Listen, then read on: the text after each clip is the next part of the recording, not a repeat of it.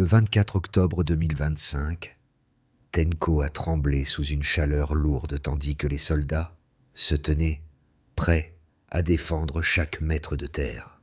Dans une région autrefois brisée par des attaques répétées, les premiers signes d'un renversement inattendu apparaissaient, comme si la peur et l'espoir tentaient de cohabiter dans le même souffle. Le spectateur est ainsi poussé à se demander ce que signifie réellement ce basculement pour un pays dont l'élan est aujourd'hui associé au nom d'Ibrahim Traoré. Un récit s'ouvre, net et tendu, porteur d'une promesse fragile. Si l'histoire mérite d'être racontée aujourd'hui, c'est parce que ce qui se joue au Burkina Faso dépasse largement le cadre d'une reconquête militaire. La question centrale, presque étouffante, demeure la suivante. Si ce pays tombe encore une fois, qui aura la force, ou même le courage, de le relever à nouveau? Cette interrogation n'est pas une formule dramatique, mais le reflet d'un risque réel, palpable, mesuré chaque jour par ceux qui vivent dans les zones reprises. L'enjeu est immense. Stabilité régionale, avenir des communautés rurales, survie d'un modèle de souveraineté que certains observateurs qualifient de téméraire, d'autres de nécessaire. Derrière chaque avancée militaire se cache la promesse fragile d'un retour à la normalité, une normalité faite d'écoles qui rouvrent, de champs cultivés à nouveau et de familles qui n'attendent plus le crépitement des tirs avant la tombée de la nuit. Le spectateur mérite de comprendre pourquoi ce moment précis pourrait déterminer non seulement la trajectoire d'un pays, mais aussi la manière dont l'Afrique de l'Ouest décide de se tenir face aux pressions extérieures. Une question encore. Et si ce tournant annonçait quelque chose de bien plus vaste? Ce renversement apparent n'a pas émergé soudainement. Il est né d'une chaîne d'événements qui, mis bout à bout, dessinent un paysage bien différent de ce que l'on croyait connaître. Pendant des années, l'est du Burkina Faso, notamment la zone autrefois nommée Centura Est, puis Nakami, avait été considérée comme perdue. Entre janvier et mars 2025 seulement, plus de 60 attaques avaient frappé la région, laissant au moins 150 morts et des dizaines de villages vidés de leurs habitants. Ces chiffres, souvent répétés à voix basse, façonnaient la conviction que rien ne pourrait véritablement refleurir sur ce sol meurtri. Pourtant, une dynamique contraire a progressivement émergé, presque imperceptible au début. Quand le Premier ministre Remalba Jean Emmanuel Ouédrara s'est rendu à Tenko sans cérémonie ni protocole, les soldats n'ont pas vu un symbole officiel. Ils ont vu une présence. À travers ce geste, l'État affirmait qu'il ne se retranchait plus derrière les murs de Ouagadougou. Cette reconnaissance silencieuse a été ressentie autant par les militaires que par les civils qui observaient la scène de loin. La transformation à Nakami ne s'est pas exprimée à travers de grandes annonces, mais à travers de minuscules signes accumulés. Des marchés rouvrant après des années, des routes autrefois désertes où circulaient de nouveau des convois sécurisés, un enseignant retrouvant la clé rouillée d'une salle de classe fermée depuis 2 ans. Ces instants discrets disaient plus que n'importe quel discours officiel. Sur la base de Tenko, les soldats, les volontaires VDP et les représentants de l'État ont commencé à élaborer un travail minutieux. Cartographier les zones à stabiliser, coordonner les interventions et intégrer reconstruction, sécurité et aide locale dans un même mouvement. Cette approche, qui semblait d'abord fragile, a fini par générer ce que certains appellent désormais un moment de bascule. Ainsi, derrière la poussière et le vacarme du Sahel, une logique différente s'installait, celle d'un territoire qui refuse de s'effacer et d'un peuple qui apprend à reprendre possession de ce qui lui avait échappé trop longtemps. Pour comprendre comment cette bascule s'est réellement installée, il faut entrer dans le quotidien de ceux qui l'ont porté, loin des déclarations officielles. Sur les lignes avancées de Tenko et des villages autour de Nakami, les soldats et les volontaires VDP n'étaient pas seulement des acteurs armés. Ils étaient les premiers témoins des infimes changements qui redessinaient la région. L'un d'eux racontait que, Jusqu'à récemment, chaque trajet de patrouille ressemblait à une marche dans un couloir d'ombre. Désormais, certains tronçons permettaient de circuler sans craindre une embuscade à chaque virage. Les volontaires, souvent des agriculteurs, des artisans ou des commerçants avant la guerre, décrivaient un sentiment complexe. L'usure évidente des années de violence, mais aussi une détermination nouvelle, ancrée dans la certitude que personne d'autre ne défendrait leur village à leur place. Pour ces hommes et ces femmes, la présence des autorités civiles à Tenko avait une valeur presque symbolique. Elle brisait l'impression que le combat était laissé à une poignée de communautés isolées. Un exemple parmi d'autres.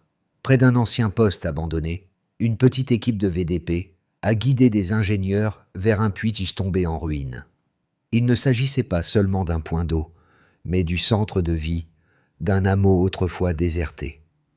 Sa remise en service a rapidement fait revenir plusieurs familles, lançant un cercle vertueux où sécurité, présence humaine et activité économique commençaient à se renforcer mutuellement. Ainsi, le rôle de ces acteurs de terrain n'était pas d'incarner des exploits héroïques, mais de prouver qu'une région peut renaître non par des proclamations, mais par l'addition patiente de gestes concrets. Pour saisir la portée de la dynamique actuelle, il faut remonter à la séquence précise où tout a semblé s'accélérer. Pendant longtemps, Nakami n'était qu'un territoire mentionné dans les rapports comme une zone perdue, une marge livrée aux groupes armés et à la peur silencieuse qui s'infiltrait dans chaque foyer. Le point d'activation, pourtant, est arrivé lorsque les premières opérations coordonnées entre les forces guides régulières et les VDP ont montré qu'un corridor sécurisé pouvait être ouvert le long d'une route que l'on croyait définitivement abandonnée. Ce résultat, modeste à première vue, a servi d'étincelle. Il a démontré qu'une reconquête n'était plus un rêve lointain, mais une possibilité tangible. À partir de ce moment, les événements se sont enchaînés avec une rapidité inattendue. Les patrouilleurs mixtes ont avancé d'un village à l'autre, libérant des secteurs où les écoles n'avaient pas ouvert depuis des mois. Sur les hauteurs de Tenko, des unités équipées de drones ont fourni des images en temps réel, permettant d'éviter des pièges qui, jadis, auraient provoqué des pertes sévères. Des familles déplacées, apprenant que certains axes étaient désormais praticables, ont entrepris de retourner vers leurs terres, parfois après des années d'errance, dans les camps ou chez des proches. Le véritable sommet de cette séquence s'est produit lorsque plusieurs positions insurgées, considérées stratégiques, ont été prises au petit matin. Ce jour-là, les forces burkinabés, soldats, volontaires et jeunes recrues, ont avancé ensemble au milieu de la poussière dense, guidés par des habitants connaissant chaque ravin, chaque piste, chaque arbre isolé pouvant servir de repère. Lorsqu'un jeune commandant a annoncé à la radio « Nous luttons pour le droit en retour », la phrase a immédiatement circulé dans tout le pays. Elle n'était pas préparée, pas calibrée pour un discours, mais elle résumait avec une simplicité brute l'essence de l'instant. Ce moment de haute intensité a déclenché ce que certains observateurs appellent aujourd'hui le point de bascule de Nambi. En quelques heures, l'onde s'est propagée. Des drapeaux étrangers ont été arrachés des camps insurgés, remplacés par les couleurs rouge, vert et or du Burkina Faso. Dans les villages, des scènes rares ont émergé. Des familles sont sorties dans les rues. Des enfants ont chanté d'anciennes chansons révolutionnaires et des anciens ont levé les mains vers le ciel, comme pour remercier la terre elle-même.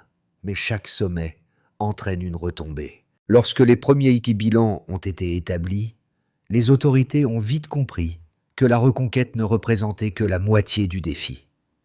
Dans les zones nouvellement sécurisées, la fatigue était immense, les ressources limitées et la vigilance encore indispensable.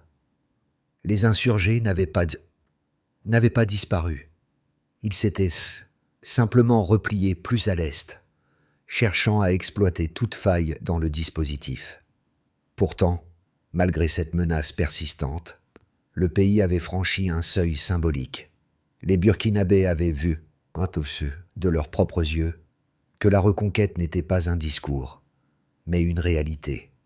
Ce passage du désespoir à un premier souffle d'espoir reste, aujourd'hui encore, l'un des tournants les plus significatifs de l'année 2025. La transition la plus révélatrice apparaît lorsqu'on compare la situation de départ avec les changements mesurables observés au milieu de l'année 2025. D'un territoire largement fragmenté, le Burkina Faso est passé à environ 72% de zones reprises selon les rapports officiels. Cette proportion, au-delà de sa froideur statistique, signifie que plus de la moitié des localités critiques ont retrouvé une présence administrative minimale, base essentielle pour stabiliser durablement les régions reconquises. Un second indicateur reste la forte baisse des axes totalement impraticables.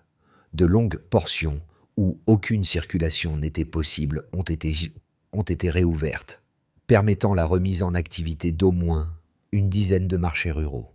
Ce simple fait crée un effet multiplicateur où chaque marché relance plusieurs chaînes de subsistance locale. Enfin, la présence conjointe forceurs régulières, VDP, a réduit le temps moyen d'intervention dans certaines zones, passant à moins de 15 minutes sur les points les plus surveillés. Ce chiffre montre que la capacité de réaction locale commence à rivaliser avec les standards régionaux essentiels.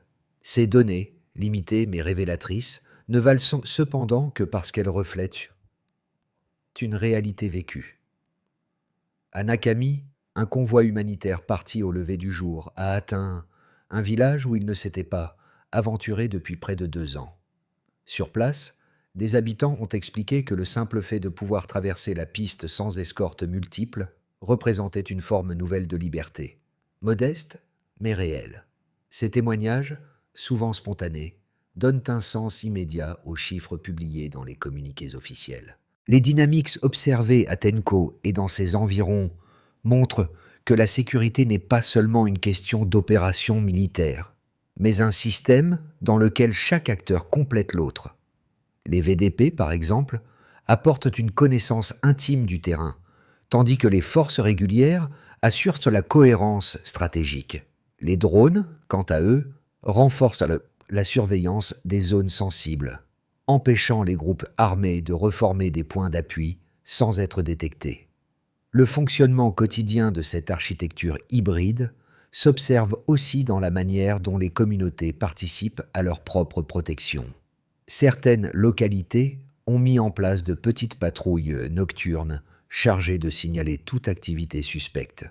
Ces groupes n'ont ni l'armement ni les mandats des forces de sécurité, mais ils jouent un rôle de vigilance qui maintient la cohésion interne. Dans plusieurs villages autour de Nambi, l'un des signes les plus tangibles du retour progressif à la stabilité a été la réouverture des écoles, parfois sous protection armée. Pour les enseignants, travailler dans ces conditions était loin d'être simple, mais la reprise des cours démontre que la vie communautaire ne se limite plus à la survie. Les élèves eux-mêmes incarnent ce renouveau silencieux. Leur trajet quotidien, surveillé par des volontaires, redonne aux rues un mouvement qui avait disparu depuis longtemps. Malgré tout, la situation reste fragile. Les groupes insurgés, repoussés mais non éliminés, cherchent à exploiter la moindre faille dans les zones frontalières. Les autorités doivent gérer l'équilibre délicat entre consolidation et expansion. Il n'est pas rare que des villages récemment stabilisés réclament plus de moyens de protection que l'État ne peut en fournir immédiatement. Pourtant, les avancées observées ne sont pas anecdotiques. Elles prouvent qu'un modèle reposant sur la combinaison de proximité locale, de coordination centralisée et de technologies émergentes peut transformer une région que l'on croyait perdue. Et c'est dans cette progression, lente, imparfaite, mais mesurable, que se lie la réponse à la question ouverte dans les étapes précédentes. La reconquête n'est pas seulement une opération militaire, mais un processus qui redonne un cadre de vie, là où régnait le silence et la peur. L'examen honnête de la situation impose d'entendre les critiques les plus sérieuses, car certaines interrogations ne naissent pas de préjugés, mais d'observations concrètes. Le premier argument avancé par plusieurs organisations de défense des droits humains concerne la concentration accrue du pouvoir exécutif. Pour ces acteurs, le contexte sécuritaire prolongé crée un risque, celui de voir les structures civiles s'effacer au profit d'un appareil militaire dominant, difficile à équilibrer une fois la crise apaisée. Il rappelle que l'histoire récente de la région montre que les pouvoirs d'exception, lorsqu'ils s'installent trop longtemps, deviennent difficiles à replier. Le second argument repose sur la surveillance civile et les inquiétudes liées aux patrouilles locales. Certains analystes occidentaux craignent que l'intégration des volontaires VDP ne produise, avec le temps, des zones d'autorité grise où les normes judiciaires et administratives sont moins clairement appliquées. Ils craignent des dérives, surtout dans les régions où l'État n'avait plus exercé de contrôle direct depuis des années. Ces deux arguments méritent d'être présentés sans caricature. Cependant, les éléments observés sur le terrain racontent une réalité plus nuancée. À Tenko comme à Nakami, l'action combinée entre l'État, les forces régulières et les volontaires n'a pas établi de structure parallèle, mais au contraire rétabli la présence administrative là où elle avait disparu. Les réunions de coordination organisées sur la base militaire, réunissant militaires, représentants civils et VDP autour d'une même table, vont explicitement dans le sens d'une réintégration institutionnelle et non d'un contournement. Quant aux risques de dérive, ils sont réels, mais encadrés par une pratique notable, la surveillance par drone et le suivi des axes sensibles. Deux outils qui uniformisent les procédures et réduisent les zones opaques. Les retours observés par les équipes d'aide humanitaire soulignent que les civils ne rapportent pas un sentiment d'arbitraire, mais celui d'un État qui revient enfin. Ainsi, les critiques structurées ne sont pas rejetées. Elles sont replacées dans un contexte où la reconstruction institutionnelle, encore fragile, s'appuie sur des mécanismes cohérents et visibles. La bascule commence ici. Ce point central du récit ne concerne plus uniquement l'avancée militaire, mais le sens profond que ces événements prennent à l'échelle du Sahel. Jusqu'ici, l'attention était portée sur les villages repris, les routes réouvertes, les patrouilles coordonnées. Pourtant, derrière ces dynamiques concrètes, se cache une transformation bien plus vaste. La redéfinition de ce que signifie être souverain dans une région longtemps traversée par les influences extérieures. La progression à Nakami et Tenko n'est plus lue uniquement comme un succès tactique, mais comme la preuve qu'un État peut tenter de reconstruire de l'intérieur, même lorsque les partenariats internationaux se font hésitants. Ce changement de perception crée une onde de choc. Des pays voisins observent attentivement, des capitales lointaines s'inquiètent, et des communautés locales y voient un modèle possible, encore imparfait, mais concret. Ainsi, le milieu de ce récit marque un passage subtil.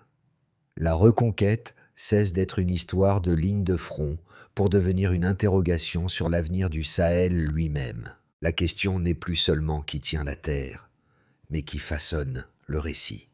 Les répercussions réelles de la reconquête ne se mesurent pas uniquement à travers les cartes militaires. Elles se lisent dans la vie quotidienne de 4 groupes dont les trajectoires changent avec une précision presque chirurgicale. Comme une première approche, il est question ici des populations civiles. Dans les villages repris autour de Nakami, la transformation la plus immédiate est le retour du mouvement. Enfants traversant à nouveau la cour d'école, marchés réanimés par le bruit des étals, familles se rendant aux champs sans craindre chaque détour de piste. Pour beaucoup, la paix ne se dit pas, elle se pratique. Une mère de famille rapportait qu'elle n'avait plus besoin d'envoyer ses enfants dormir chez des proches chaque nuit. Ce détail anodin marque une rupture profonde. La réduction des zones d'embuscade permet aux communautés d'organiser des cérémonies, des réunions et même de simples visites entre voisins, geste impossible quelques mois plus tôt. Comme une transition naturelle, la dynamique économique interne est évoquée. Les marchés ruraux réouverts jouent un rôle central. Ils servent de baromètre et de moteur. Un marché actif entraîne automatiquement des transporteurs, des artisans, des cultivateurs et des commerçants, tout dépendant de la sécurité des axes. Dans certaines localités, la circulation à nouveau possible vers Tenco a permis aux coopératives de redémarrer la collecte de produits agricoles longtemps restés invendus. Les ingénieurs ayant accompagné les VDP sur des puits en reconstruction signalent un phénomène important. Une seule source d'eau restaurée relance toute une microéconomie, des maraîchers aux vendeurs ambulants. Ainsi, l'économie locale ne renaît pas en bloc, mais par grappes successives. D'une manière douce, le récit se tourne vers les déplacés et la diaspora proche. Pour des milliers de familles ayant fui vers l'ouest ou vers les camps improvisés, la nouvelle réalité ouvre des perspectives. Plusieurs groupes ont tenté des retours exploratoires. Envoyer d'abord quelques membres vérifier les terrains, évaluer les risques, scruter les traces encore visibles de passages insurgés. Ces retours prudents témoignent d'un fait essentiel. La confiance revient plus lentement que la sécurité. Mais le mouvement existe. La diaspora proche, celle des Burkinabés installés provisoirement dans les capitales régionales, commence à s'organiser autour de projets de soutien, reconstruction de salles de classe, envoi de matériel agricole, financement de petits ateliers pour les jeunes restés au pays. Chaque geste traduit une volonté de s'approprier l'avenir plutôt que de l'attendre. Enfin, dans une ouverture plus large, l'impact régional et sahélien est abordé. Les États voisins, en particulier au sein de l'Alliance des États du Sahel, observent le modèle burkinabé avec une attention croissante. La capacité à combiner forces locales, volontaires et moyens technologiques inspire certaines adaptations au Mali et au Niger. À l'international, les réactions oscillent. Enthousiasme d'un côté, inquiétude de l'autre. Des analystes redoutent que cette dynamique n'échappe au cadre traditionnel d'assistance. D'autres y voient une réappropriation nécessaire. Au-delà des débats, le constat demeure. Un territoire qui se relève crée un précédent, et ce précédent recompose la carte politique de la région. Imaginer les prochains mois exige de combiner prudence, logique et observation des dynamiques déjà visibles sur le terrain. Rien n'est jamais certain, mais 3 trajectoires principales se dégagent pour les 6 à 12 mois à venir, chacune portée par des conditions spécifiques. Dans une première hypothèse, un scénario de base est envisagé. Si les forces burkinabées parviennent à maintenir le rythme actuel de sécurisation et à éviter une dispersion de leurs ressources, alors la stabilisation progressive des zones déjà reprises deviendra l'axe central. Dans ce scénario, les retours de population se poursuivraient, mais de manière modulée. Quelques villages se repeupleraient rapidement tandis que d'autres resteraient partiellement vides, faute d'infrastructures essentielles. L'économie locale continuerait de se reconstruire par scrap, avec une dépendance forte aux axes routiers. L'équilibre resterait fragile, mais fonctionnel. Dans une perspective plus lumineuse, un scénario optimiste est décrit. Si les opérations de coordination entre VDP, armées et autorités civiles se renforcent, et si les axes stratégiques demeurent sécurisés, alors un saut qualitatif pourrait apparaître. Dans cette logique, une reprise plus large des activités scolaires, une croissance notable des marchés ruraux et une consolidation de la doctrine sécuritaire hybride seraient possibles. Les villages de Nambi et Nakami pourraient servir de modèle reproductible dans d'autres zones sensibles. Ce scénario suppose également que les tensions diplomatiques restent sous contrôle et qu'aucune pression extérieure ne vienne perturber l'équilibre interne. Dans cette perspective, le Burkina Faso pourrait devenir un point d'appui régional pour la coopération sahélienne. Avec prudence, un scénario critique est également considéré. Si les groupes insurgés parviennent à se regrouper à l'est ou à obtenir de nouveaux appuis, alors une contre-offensive localisée pourrait briser la continuité territoriale récemment restaurée. Dans ce cas, plusieurs villages revenus à la normale pourraient être évacués à nouveau. Les axes routiers, pivots de la stabilisation, deviendraient des cibles privilégiées, réduisant les flux économiques et l'accès humanitaire. Dans ce scénario, la fatigue des populations et l'insuffisance de ressources pourraient ralentir sévèrement les efforts de reconstruction. La dynamique globale resterait réversible, mais au prix d'un nouvel effort considérable.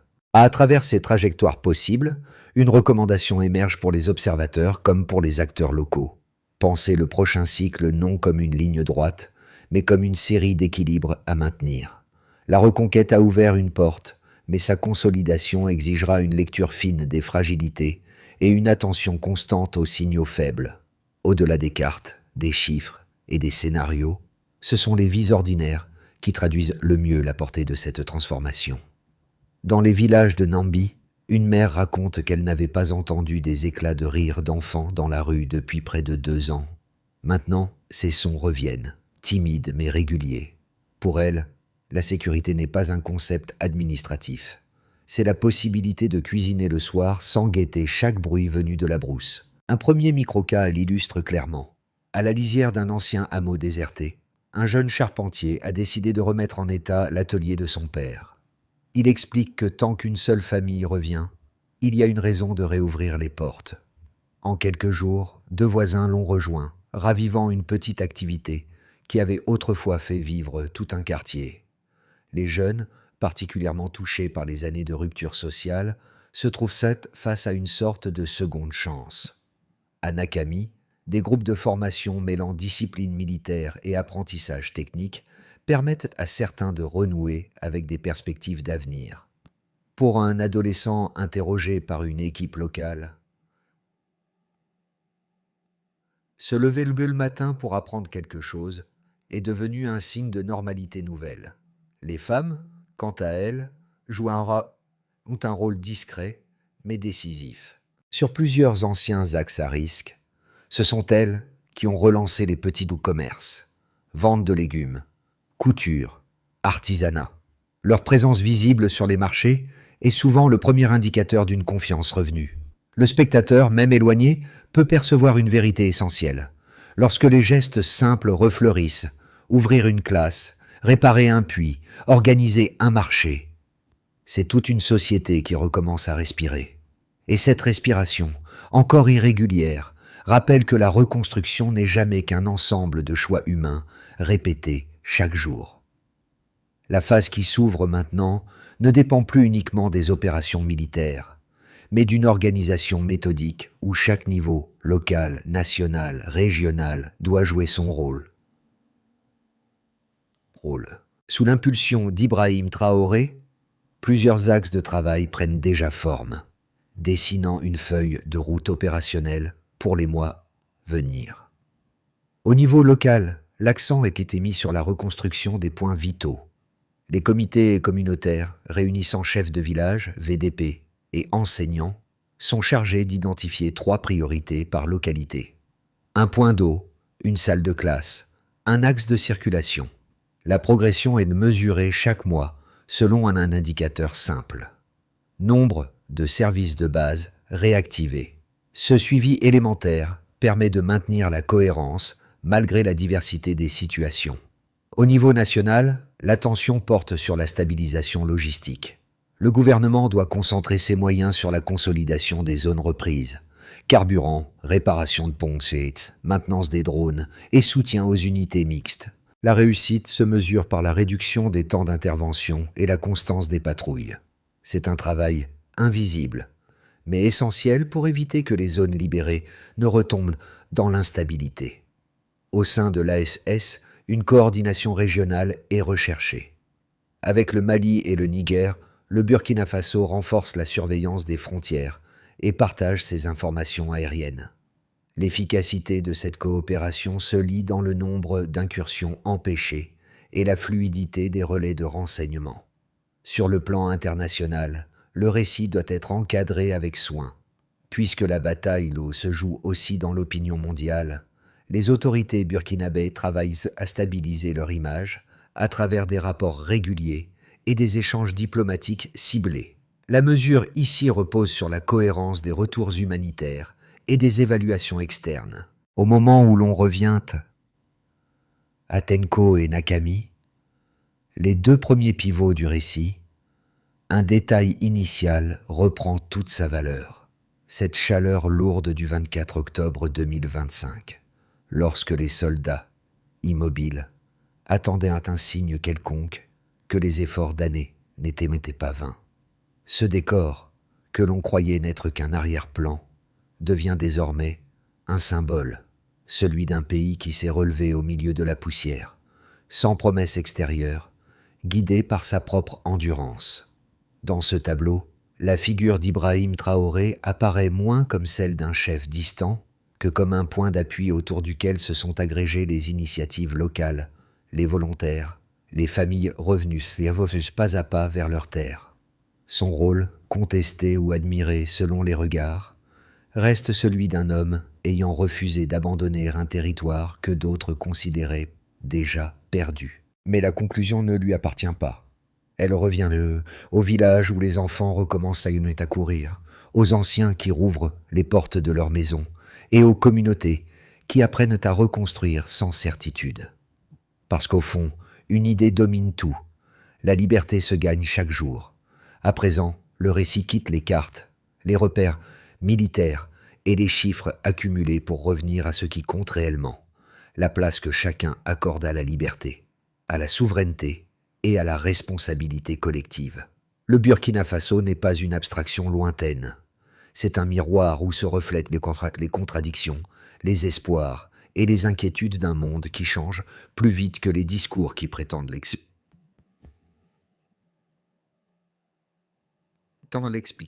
Dans les rues de Nakami, les voix qui se mêlent, celles des commerçantes revenues, des élèves qui rient, des volontaires qui patrouillent, racontent une vérité simple. Une nation se reconstruit toujours d'abord dans le quotidien. Et ce quotidien, fragile mais réel, mérite d'être regardé avec nuance. Si vous êtes arrivé jusqu'ici, c'est que l'histoire vous parle, même de loin. Elle interroge vos propres convictions, vos propres repères sur ce qui fait la force d'un peuple.